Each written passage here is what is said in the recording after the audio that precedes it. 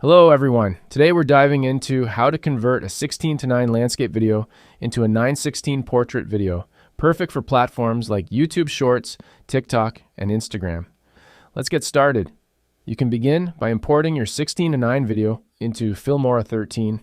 Simply drag your video file directly onto the timeline to start. Next, we need to adjust the project's aspect ratio to 9:16 to match the requirements of vertical video platforms.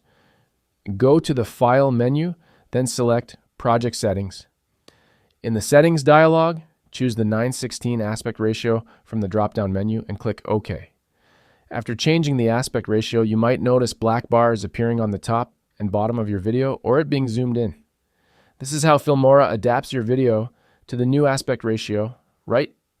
Click on the video clip in the timeline to open the editing panel. Select the Crop to Fit option. Here, you can either manually adjust the crop area or use the preset aspect ratios. In the crop and zoom, manually adjust the crop area by dragging the corners of the crop box in the preview window. Adjust the crop box to highlight the most important parts of your video, focusing on key subjects or actions. Once satisfied, click OK to apply your adjustments.